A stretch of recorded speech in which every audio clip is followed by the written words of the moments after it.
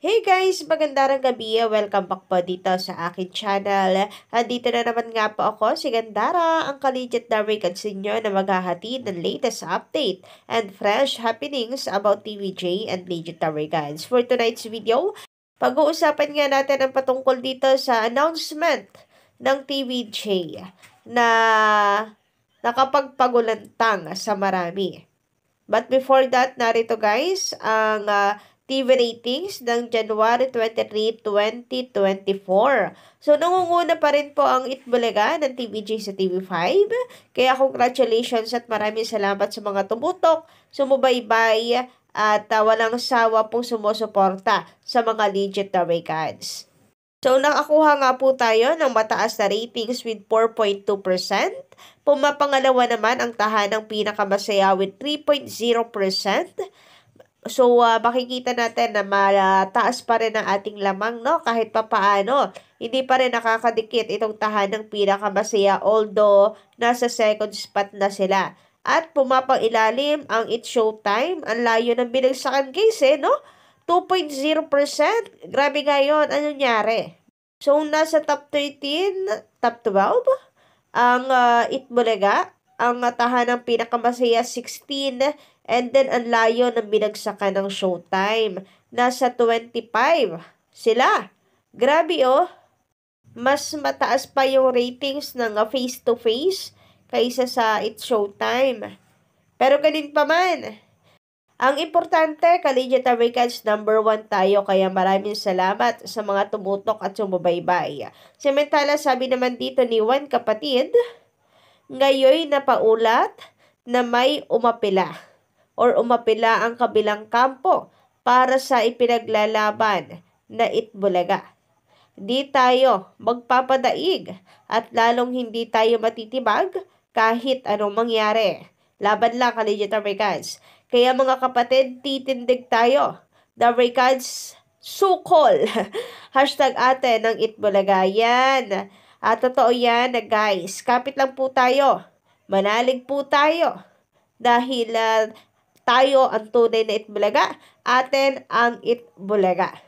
So mga kapatid, titindig tayo at hindi po magpapatibag dito sa kalaban. Kahit po umapila sila, patuloy na labanan. So ito po ang napakagandang mensahe mula sa Juan kapatid bilang pagsuporta sa Itbulaga. So atin ang Itbulaga. Sa TVJ, ang Itbulaga, at kahit umapila ang kalaban, hindi ito makukuha nila dahil napakatibay. Mula sa kasaysayan, sino ang nag-create ng Itbulaga? Sino ang may karapatan at karapat dapat na gumamit at i-reward ang Itbulaga? Kaya guys, kapitan natin ito, panghawakan natin ito, ipaglaban po natin ito. Huwag po nating hayaan na ito po ay mapasakamay ng tape ink. Samantala, narito po ang ilan sa mga kuha ng picture ng anak ni Bossing and ni Poleng. Ayan, ni-reveal na nga po nila ang face ni baby. So, kitang-kita po dito ang kanyang kakyutan, ang taba-taba niya, ka-legit Americans. Grabe, sabi ko naman sa inyo, napaka-cute niya. Labi pa nga lang. Ang cute-cute niya, kapal ng buhok, no, mga ka-legit Americans. So, sabi dito ni Poleng, thank you for all your prayers and well wishes. Cuteness overload ang hatid ng litratong ibinahagi ng celebrity mom na si Pauline Luna, kung saan makikita ang kanyang newborn baby na si Tia Marceline. Tia Marceline Soto aka Mochi. Ang cute na little Mochi. January 23, 2024, 8.2. LBS Wika ni Pauline sa kanyang Instagram. So, ayan, thank you daw po for all the prayers and well wishes. Dagdag ni Pauline Luna Soto. Makikita naman dito sa larawan na tuwan-tuwa po si Tali kasi ate na siya. So, cute na cute po siya sa kanyang baby sister and si Bossing. Nakuha rin po sa larawan. So, stolen shot. Parang puyat si Bossing, kakabantay Ang ganda naman, na talagang All out ang support ni Bossing, ang pag-aalaga po niya.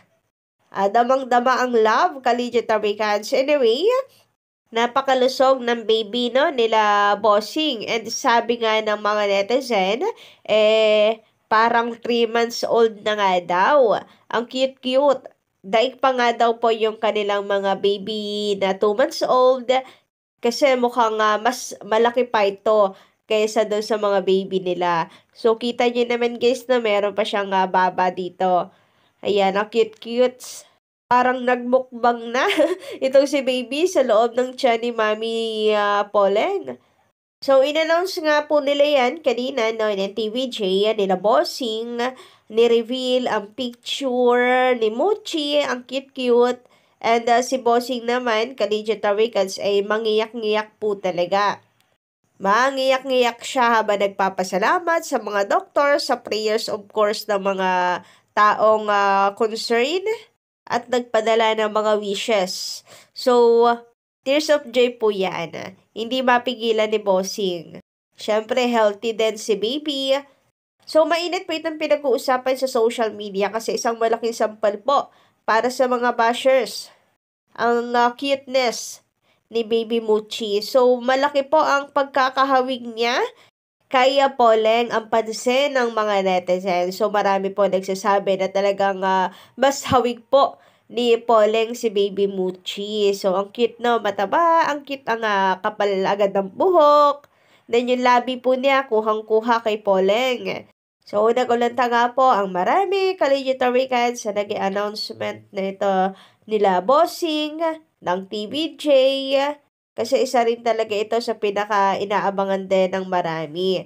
So, thank you so much naman dahil healthy at okay po silang parehas na mag-ina. Again, congratulations po again, Boss Leng. Samantala, marami pa din naman po hindi makamove on dito sa kumalat na post di umano ni Paulo Cointis na kung saan, ang sabi po niya sa mga marites, hoy, nagbibigay naman daw po siya ng sustento sa kanyang anak at nagpapadala siya kay LJ ng 2.5 every month para pambili ng gatas at diaper ni Summer. Kaloka kayong mga chismosa kayo. So, until now, marami pa din po hindi makamove on. And grabe nga naman, yung 3.29 na or 3.2M views sa kanyang post. Grabe, ang dami ha? Tawag-tawa po kasi ang marami at saka inulan na naman siya ng batikos dahil dito. Ipagmamalaki ba naman po ang 2.5. Grabe, kahit daw sana 10K dahil malaki naman sinasahod ni Paulo Cointis. Ibang tao nga daw nabibigyan niya ng cellphone yung anak niya 2.5 So, marami pa rin ang hindi makaget over sa kumalat na chismis na ito. Anyway, sabi naman dito ni Miss Risa D sa kanyang komento, hello Miss Gandara, tungkol sa dinanas ni Miles about her hypothyroidism, talagang napakahirap. Dahil ang apektado ay ang hormones and metabolism. Those who did not have that condition ay hindi ni alam kung gaano kasakit at kahirap pagkaroon ng ganyang kondisyon. So, actually, yung iba naman ay nararamdaman kahit wala po silang nararanasan ganito. So, minsan naman, hindi natin kailangan na maranasan muna bago natin maramdaman. So, kung meron ka talagang awa sa iyong puso, meron kang sapat na kabutihan sa iyong puso, mararamdaman mo yung awa. At mararamdaman mo yung sakit, hirap na pinagdadaanan ng isang tao. Ang kaso kasi, itong mga bashers ay mga bato ata ang puso. Kaya kahit may pinagdaraanan si Miles, or ngayon naman magaling na siya, mga wala pa rin silang pake-alam. Basta makapangbatikos lang at masay ang gusto po nilang samihan kahit nakakasakit na. Grabe no, kahit sa ang sulok ng mundo, napakarami pong ganyan. Parati pong sa gadli-gadli may ganyan. Anyway, sabi naman dito, ni user, wala siyang username Anyway, Shoutout po sa inyo, madam. Ma'am Gandara, pumayat si Miles, hindi siya kagaya noon. Yes! So, mukhang yung kanya naman pong gamot ay hiyang sa kanyang katawan. Yung kanya po maintenance. So, hindi pala yung gamot. Maintenance po niya yon at panghabang buhay na yon. Kasi maaari po talagang bumalik once cancer ang pinag-uusapan talaga eh. Lalo na kung magpapadala ka sa stress. Kaya sa mga nagsasabi dyan na masyadong mataba si Miles, baka po masyado lang mataas ang standard nyo pagdating sa mga artista. Baka ang tingin nyo, ang karapat-dapat lang maging public figure ay yung super sexy na halos 1 inch na lamang po ang bewang. So, sana bawasan na po natin ang toxic mind. Lalo na sa mga ganitong issue. Tama na po ang body shaming. Hindi naman mataba si Miles, to be honest. Okay naman po yung katawan niya ngayon. For me, sakto lang. Hindi siya sobrang taba. Unlike noon na talagang kapansin-pansin yung paglobo niya. Pero ngayon parang unti-unti naman na-maintain niya. Hindi lang siguro kaya na mabilisan, pero okay naman. Samantala, sabi ni Xiaolong, si Ma'am Des TV po ay may ihip sa mic sa kanyang paglalive. Si Miss Gandara ay may alagang panabong, haha. Yan po ay identifying difference silang dalawa. So, at least, nakikita ninyo ngayon na meron kaming pagkakaiba. Halos lahat kasi sinasabi na iisa lang daw kami. Miss Gandara, I just thought there's TV and you ay iisa, di ba? Kakasabi ko lang, haha. Yung voice kasi ninyo magkapareho. Marami nga pong nagsasabi, no? Kaya nga gusto kong tawagin na lamang kambal ito. Kasi lahat kayo, ganyan ang sinasabi. Anyway guys, maraming salamat sa pagtutok at pagsubaybay sa aking channel. Maraming salamat sa pagsama sa akin ngayong gabi para sa update na to. And maraming salamat higit sa lahat sa patuloy na pagsuporta sa TVJ. Hanggang dito lang muna ang aking update. Don't forget to click the subscribe button and notification bell para sa iba pang mga balita.